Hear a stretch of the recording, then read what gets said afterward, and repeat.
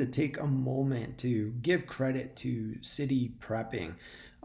This particular bomber strap episode is going to be dedicated to how I pursued a solar project. I was hoping I could apply it to my truck, but ended up realizing this is something that was just cool to do for the sake of setting up power in my off-grid shed. So there are parallels in terms of how you can connect this to your truck to provide ancillary power. And in this video, I'll just demonstrate what I did to basically accomplish setting up power in the shed, but it also is transferable for setting up solar in your off-road rig. And so I'll explain what those differences are. But credit where credit's due. City Prepping inspired me to set off on this solar project. And I hope you enjoyed the video, a little how-to demonstration, what my barriers for entry were, and what my particular order of operation was in terms of how you can get started and what is recommended in order to do things correctly. And we'll go ahead and kick this off. In this video, I want to go through the order of operations. This is really important because what I started with first was a blueprint, and this was a helpful diagram to help me make sure that I did not purchase more than what I needed. Also, it helped me understand my wire flow and where I wanted the components to lie. That's step number one.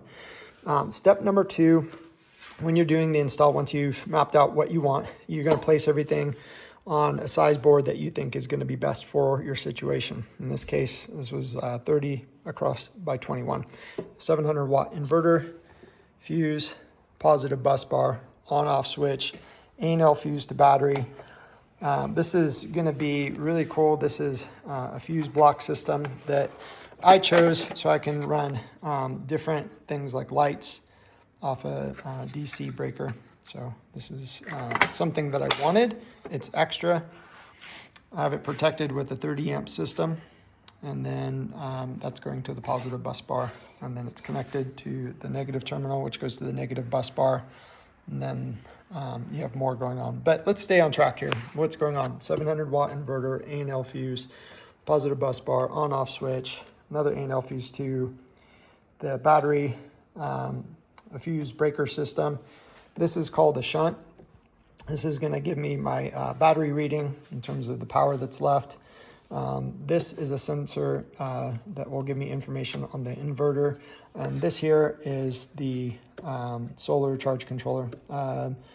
This here is going to get hooked up to solar via this on-off fuse panel thing that I have. So I can turn off the solar as needed with this switch and do maintenance or move it. So I decided to do that. So yeah, 700-watt inverter, fuses, positive bus bar, on-off switch, fuse breaker system, A&L fuse. This is called a shunt. It's going to give me updates on my battery, negative bus bar, and then solar charge controller. That's what it looks like. Okay, so how did I assemble it? Well, diagram is number one. After you do your diagram, you're going to put your components on the board, trace out where you want them to go, put 1 or 2 screws in to lock it in place. That's really important. Once you have it kind of your board rearranged the way you want it, next what you're going to do is size up your wiring. So you're going to put the wire from end to end where you want it, and then you're going to cut it to size, then put the lugs on. And that's kind of like how you're going to basically determine your distance and the length of your wiring. Because if these are allowed to move around and you cut the wire, you're going to find that you're shifting all the parts all over the place. So lock down the parts, measure, cut, and you're good to go. Okay, a couple things that were barriers to entry in terms of me understanding what I needed to do. My big concern was making sure I had good connections at the lugs. Okay, that's what I was concerned about. What is a lug? It's one of these that is attached to the wire. So where was my concern at? Well, number one, I had to cut the wire. Okay, so to cut the wire effectively, I picked up these guys here. That gave me a nice clean cut. So that was number one. That helped produce a clean cut, kept all the wires nicely consolidated. Okay.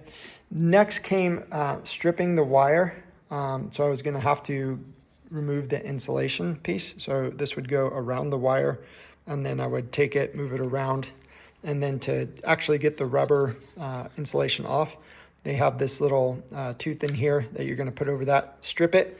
So you'll have a cut perpendicular to the direction of the wire, and then you just peel it off. So that's how I handled business for cutting. Now to actually put the lug on, I bought this giant sucker. This is a good product. It works really well. It's consistent, but in my case, it was machined wrong.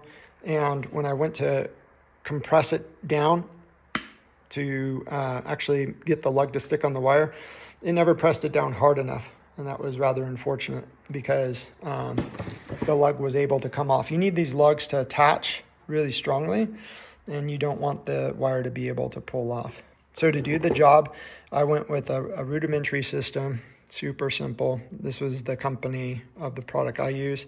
Spring loaded, locks down the lug over the wire, kind of holds it in place. Different wires were used, so I used 4-aught, 6-aught, 8-aught, 10-aught, and I was crimping down all the lugs with this unit. So once this falls down over the wire and the lug, then you're going to set it down on a solid surface like the floor, hit it with a hammer, and then I would turn it over and hit it on the other side to make sure I had a secure connection. And that was it. Again, I had barriers to entry. I was afraid, never cut and trimmed wires. A couple big things that I've learned through other people's videos is that when you go to put these lugs on the connectors, like on this bus bar, that it's not being engaged on top of a washer, that the washer sits on top of the lug, then a washer locking nut, and then the nut itself. That's what people were saying. I'm not an electrician, but I was following what was happening on other videos, and that was super helpful. So again, 700-watt inverter, fuse, positive bus bar, on-off switch, A&L fuse to battery, fuse block system for running DC. This is a shunt that gives me information on my battery monitor. This is a solar charge controller, and you can see all the wiring coming out of here, and just a brief explanation of what that wiring is. You have your wiring to your battery, which is going to my bus bar system, and then I have the output units here from the solar panel that are going to go to this breaker. The other wire that's kind of just wandering around is this ground.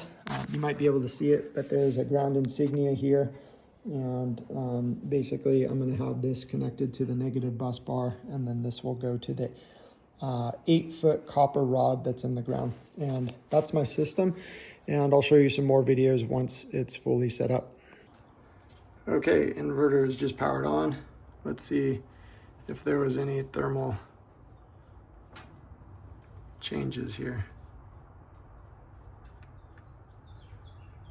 Nothing at these spots. I kind of want to flip back to the thermal imaging here. This is like a little bit cooler.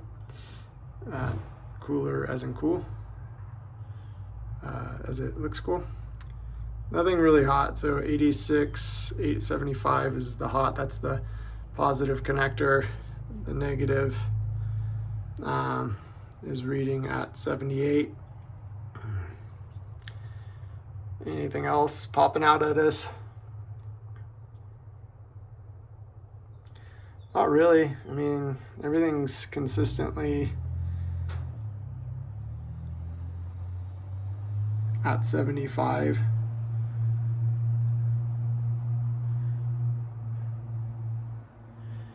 This guy is a little bit warmer. That is the connector. Well, that's metal, but it's the connector for the solar panels. And then this guy's our shunt.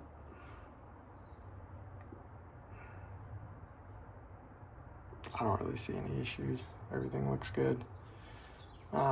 It's pretty cool to have just for fun. The roof of the shed is much warmer, so we can kind of go up here and see. Yeah, definitely gets a little bit warmer, but cool. So everything looks good. This is kind of how it all came together. Okay, I just wanted to wrap up this video with a general disclaimer. I'm not an electrician, and you should always seek the advice of an electrician when doing any type of install, whether it's for your vehicle or if you're doing something like this in your shed. I think that having the ability to access information is great. We're living in a good time where we could verify our work with AI. And in this case, I use this chart to double check my work. But again, that doesn't substitute the importance of using an electrician to make sure you're doing things safely. I hope that you found this video inspiring, and that's what it is. It's an inspirational video. It's not a how-to video. And there's other how-to videos that are willing to stake their claim in how they did it. This was just a way to potentially use solar in a way where you could use it for off-road. So potentially I could disconnect that from my shed and move that to my vehicle for camping or big trips that we're going to need ancillary power. So that was the inspiration for it. I hope you found this video inspiring. So I'll leave you with this picture of how well the backyard is now lit up with solar. All right, guys, until next time, take care.